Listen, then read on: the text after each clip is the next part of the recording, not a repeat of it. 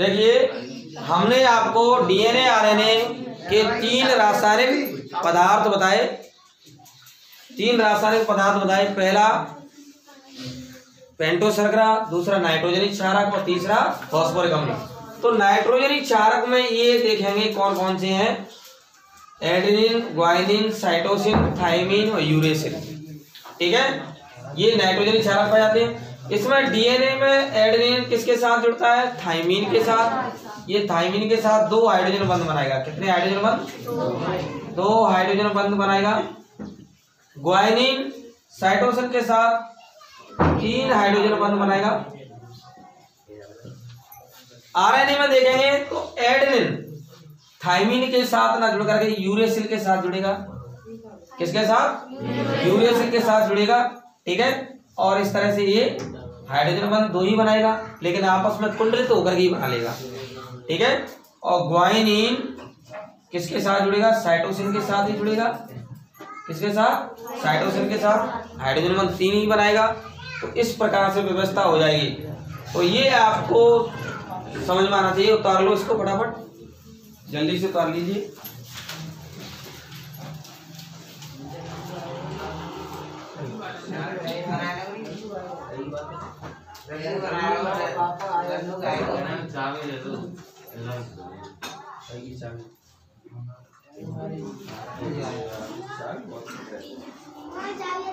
नाना मेरे पास बेटा ऊपर ही देगी वहाँ।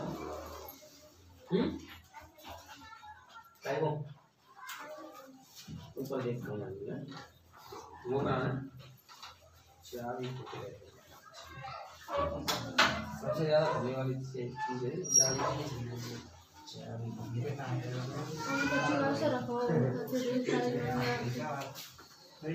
हाँ तो बेटा आप इसको लिखिए फटाफट, फिर आगे चलते हैं। हाँ बिल्कुल बिल्कुल, ये सब लिख लो, जो भी इसमें है ये सब लिख लीजिए।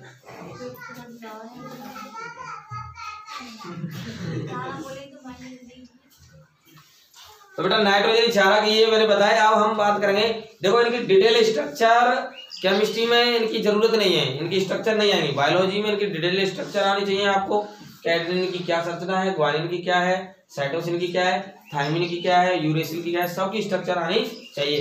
पर आप ये ध्यान रखना कि डीएनए में जो थाइमिन क्षारक पाया जाता है वो आरएनए में नहीं पाया जाता। आरएनए में थाइमिन क्षारक के स्थान पर कौन सा पाया जाता है, यूरेसिल। ये बहुत इंपॉर्टेंट चीज है। कभी कभी कंपटीशन में पूछ लेते हैं कि आरएनए में पाए जाने वाला कौन सा क्षारक है जो डीएनए के थाइमिन के स्थान पर पाया जाता है, तो वो यूरेसिल है। कौन सा, यूरेसिल। डीएनए में जो थाइमिन पाया जाता है उसके स्थान पर आरएनए में यूरेसिल पाया जाता है, जो मैंने इस तरह से बताया। एडेनिन के साथ यूरेसिल जुड़ेगा, ओके, और ग्वानिन के साथ साइटोसिन तो जुड़ता ही है दोनों में, वो तो दोनों में ही कॉमन है, ओके। डीएनए में एडेनिन के साथ थाइमिन जुड़ता है। इतनी बात आपको सबको समझ में आ जानी चाहिए। अब हम फॉस्फोरिक अम्ल की बात करते हैं फटाफट, और फिर न्यूक्लियोसाइड और न्यूक्लियोटाइड की बात करेंगे जल्दी से। हाँ जी, फॉस्फोरिक अम्ल का सूत्र सबको मालूम है।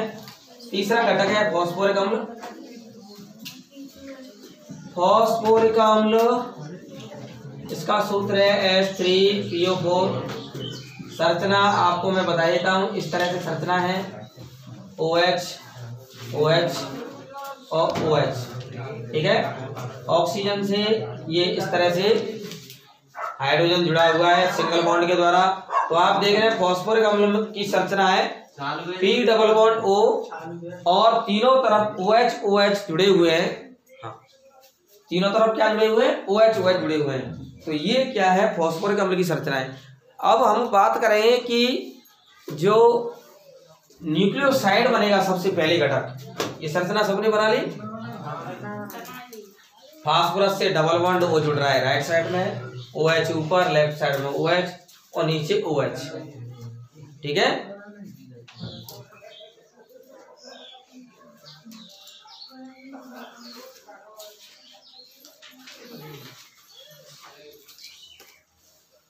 डायरेक्ट लिख सकते हैं,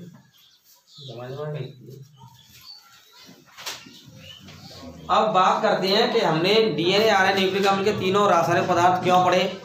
इनका हमें ज्ञान होगा तभी न्यूक्लियोसाइड समझ में आएंगे, और तभी न्यूक्लियोटाइड और पॉलीन्यूक्लियोटाइड को ही कहते हैं डीएनए और आरएनए। ठीक है, और पॉलीन्यूक्लियोटाइड में जो न्यूक्लियोटाइड जुड़ेंगे आपस में फॉस्फोडाइएस्टर लिंकेज से जुड़ेंगे। किससे? Phosphodiester linkage. सारी चीज तभी समझ में आएगी। तो सबसे पहले हम न्यूक्लियोसाइड की बात करते हैं कि न्यूक्लियोसाइड क्या होते हैं। न्यूक्लियोसाइड, तो हेडिंग डाला है न्यूक्लियोसाइड। न्यूक्लियोसाइड यह पेंटोज शर्करा, यह पेंटोज शर्करा तथा फॉस्फोरिक अम्ल,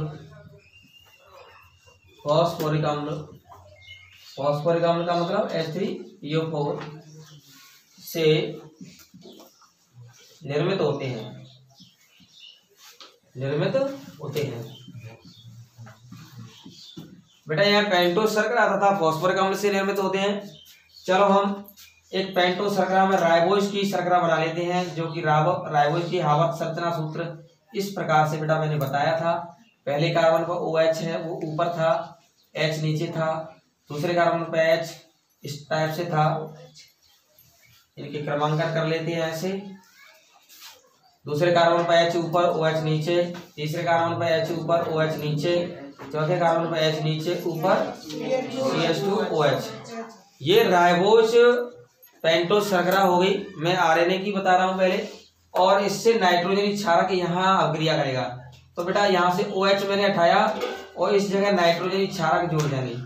तो बेटा केमिस्ट्री में इसको इसी तरह से सरल तरीके से बताया है कि नाइट्रोजन क्षारक यहाँ जुड़ जाएगा। ठीक है, पहली स्थिति पेंटोज शर्करा की पहली स्थिति से हमेशा नाइट्रोजन क्षारक जुड़ता है।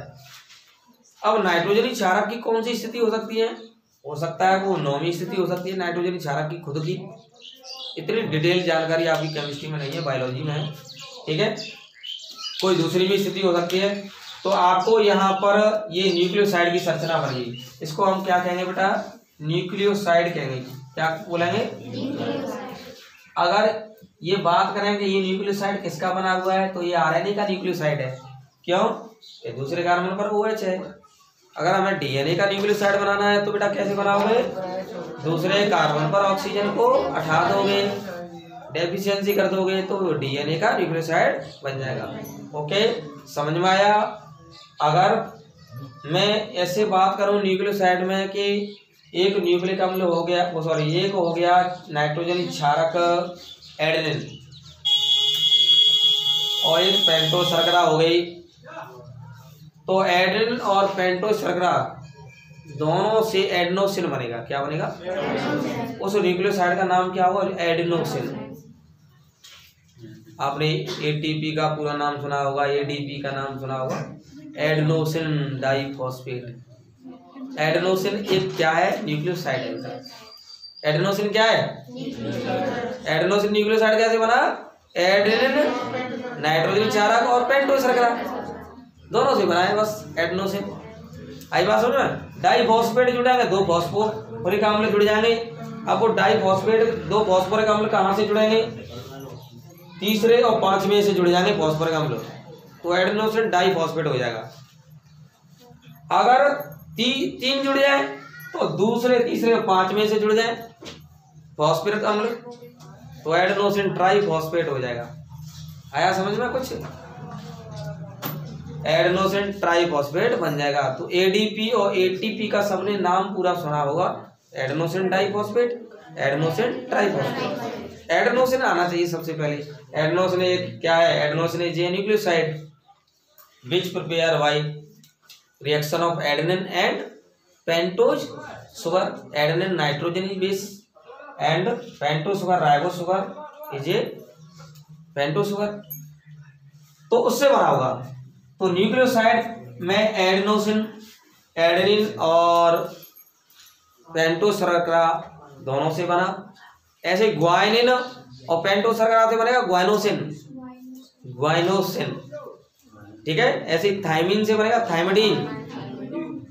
यूरेसिल से भी बन जाएगा और ग्वाइनिन से भी बन जाएगा, सबसे बन जाते हैं। ओके, तो न्यूक्लियोसाइड आपको मैंने बताया। अब बात करता हूं मैं न्यूक्लियोसाइड तो बना नाइट्रोजन क्षारक और पेंटोज शर्करा से, इतना ध्यान रखना है। न्यूक्लियोटाइड कैसे बनता है? न्यूक्लियोटाइड, हेडिंग डालो, न्यूक्लियोटाइड, न्यूक्लियोटाइड। भाई जो न्यूक्लियोसाइड जो बना था, उस न्यूक्लियोसाइड से फॉस्फोरिक अम्ल जोड़ना है, तो फॉस्फोरिक अम्ल 5 में कार्बन से जोड़ दो। लिखो nucleoside, nucleoside, nucleoside plus phosphoric अम्ल यानी H3PO4 की अभिक्रिया से निर्मित इकाई, न्यूक्लियोसाइड प्लस फॉस्फोरिक अम्ल की अभिक्रिया से निर्मित इकाई न्यूक्लियोटाइड कहलाती है।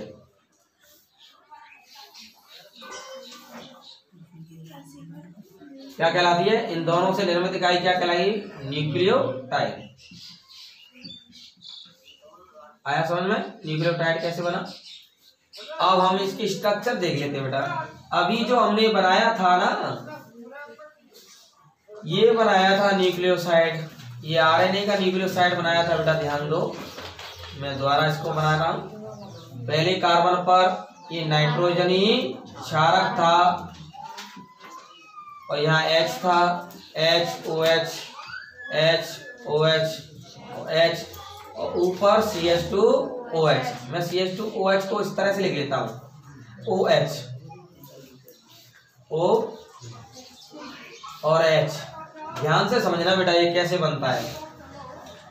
फॉस्फोरिक अम्ल जोड़ना है इसमें, P double bond O, OH, OH और OH, ठीक है।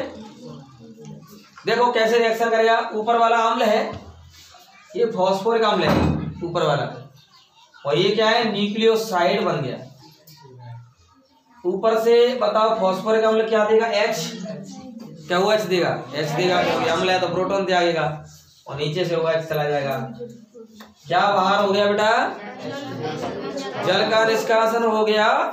न्यूक्लियोसाइड तथा फॉस्फोरिक अम्ल की अभिक्रिया हुई तो उसमें जल का निष्कासन हो गया, और उससे जल के निष्कासन से जो बृहद इकाई बनेगी वो क्या बनेगी बेटा? ये न्यूक्लियोटाइड बन जाएगा। तो आप बनाइए, ये न्यूक्लियोटाइड बन गया। अब क्या बन गया? न्यूक्लियोटाइड। कोई बात नहीं, आप पहली स्ट्रक्चर नहीं बनाएंगे, डायरेक्टली ऐसे ही बनाओगे। हाँ कोई बात नहीं, आ जाएगा। तो इस तरह से, हाँ बहुत अच्छे आपने बता दिया वीडियो को। देखिए इस तरह से ये रिएक्शन होगी।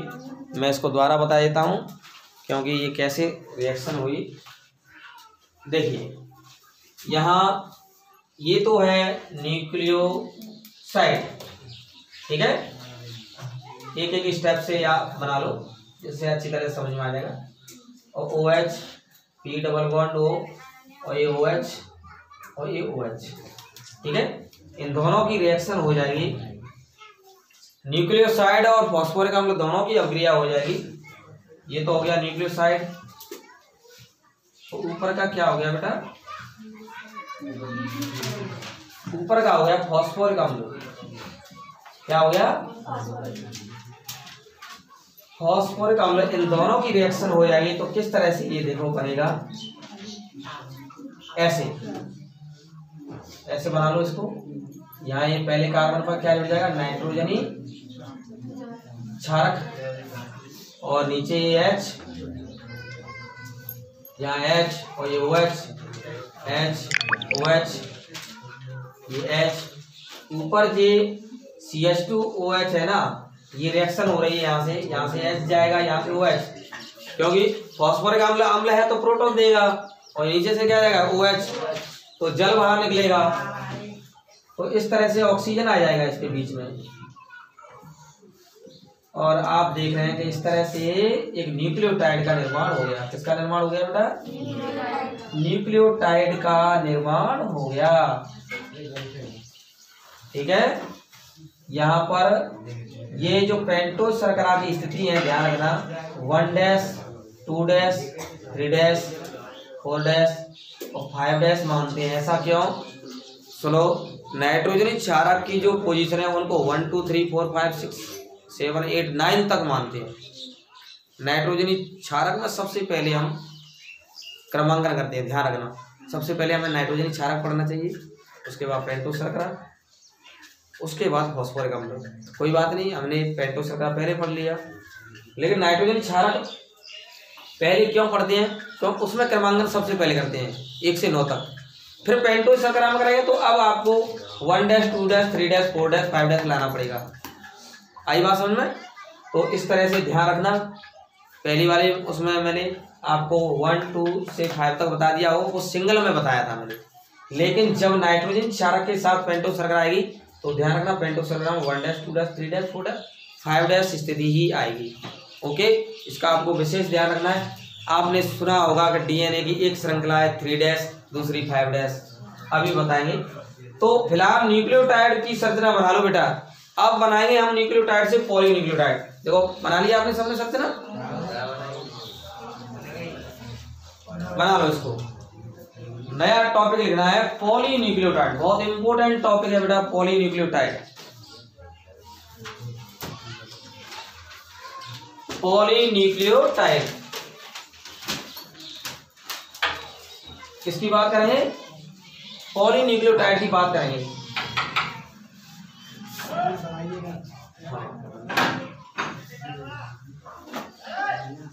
पॉलीन्यूक्लियोटाइड की बात, बस 5 मिनट रुक जाओ सर। पॉलीन्यूक्लियोटाइड कैसे बनेगा?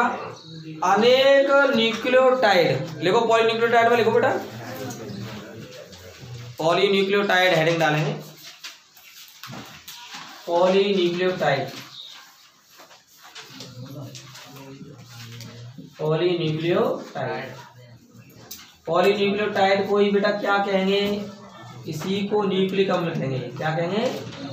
न्यूक्लिक अम्ल। अब ये न्यूक्लिक अम्ल तब बन पाया, ये न्यूक्लिक अम्ल डीएनए का हो सकता है या आरएनए का। लिखिए डैश करके, अनेक न्यूक्लियोटाइड परस्पर,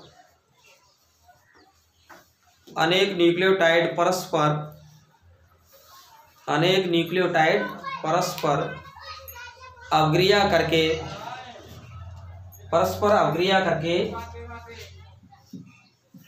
phosphodiester, phosphodiester, phosphodiester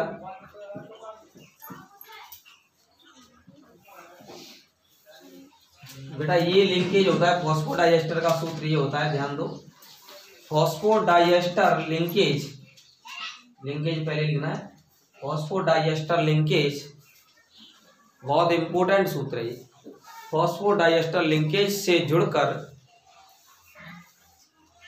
phosphodiester linkage से जुड़कर पॉलीन्यूक्लियोटाइड, पॉलीन्यूक्लियोटाइड बनाते हैं, पॉलीन्यूक्लियोटाइड बनाते हैं, पॉलीन्यूक्लियोटाइड बनाते हैं, पॉलीन्यूक्लियोटाइड बनाते हैं जिन्हें,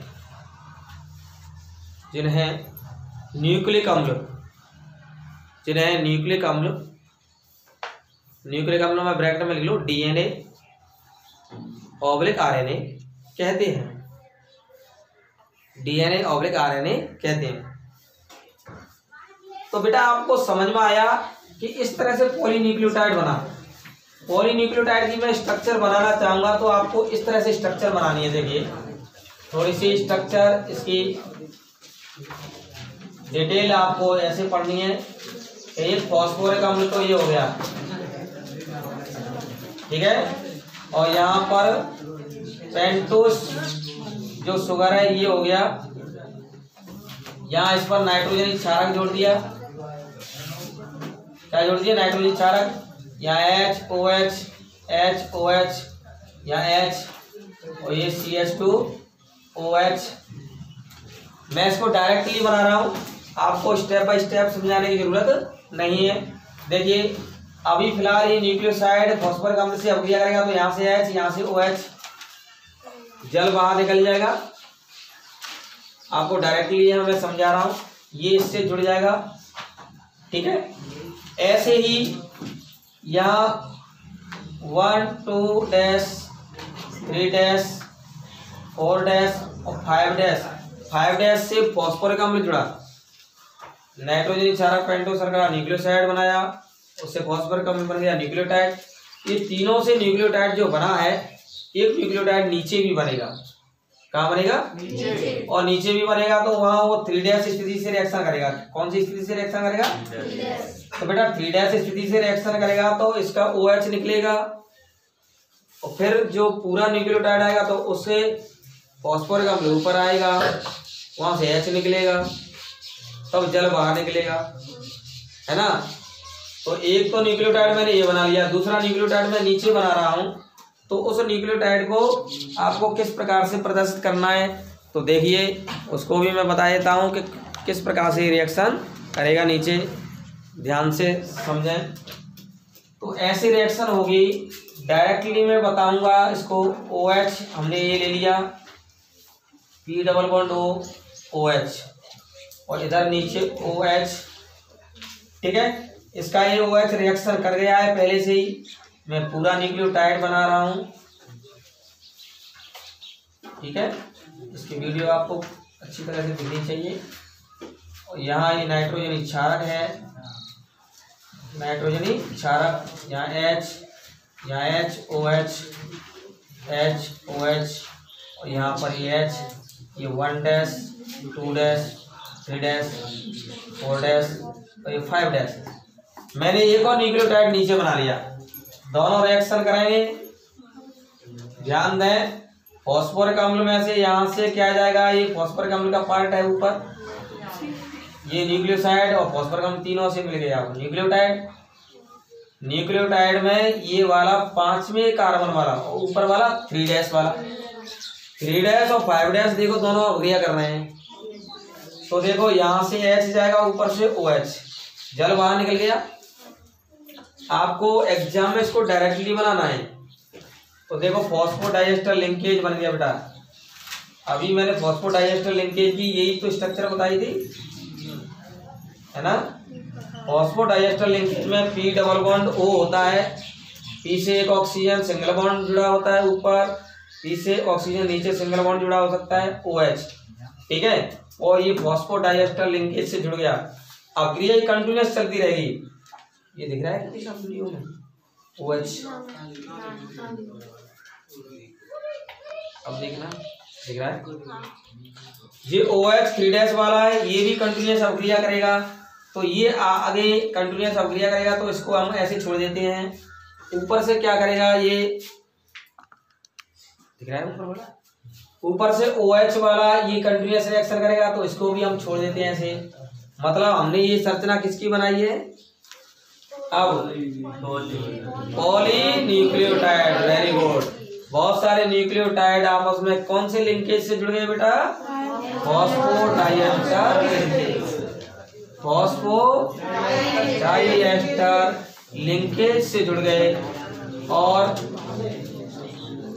फॉस्फोडाइएस्टर लिंकेज से जुड़ गए, फॉस्फोडाइएस्टर लिंकेज से। और पॉलीन्यूक्लियोटाइड अर्थात न्यूक्लिक अम्ल, अर्थात DNA RNA बन गया। और DNA में ध्यान रखना, 2 ऐसी ये कुंडलित है अभी तो ये तो RNA का है, ये तो RNA की न्यूक्लियोटाइड बनाया है, वो सॉरी पॉलीन्यूक्लियोटाइड। RNA का पॉलीन्यूक्लियोटाइड ऐसे बनेगा, लेकिन अगर मैं DNA का बनाना चाहूं तो दूसरे कार्बन से ऑक्सीजन हट जाएगा, तो वो DNA का न्यूक्लियोटाइड बन जाएगा। DNA द्विकुंडलित होता है, RNA एक कुंडलित होता है।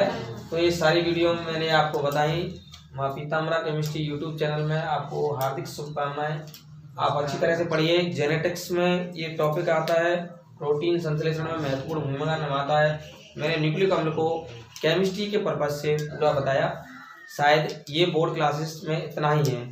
ओके, इस वीडियो को ज़्यादा से ज़्यादा शेयर कीजिए, कमेंट्स भेजिए, आपको कैसा लगा ये भी बताइए, और ज़्यादा से ज़्यादा शेयर कीजिए। एक लाइक तो ज़रूर बनता है।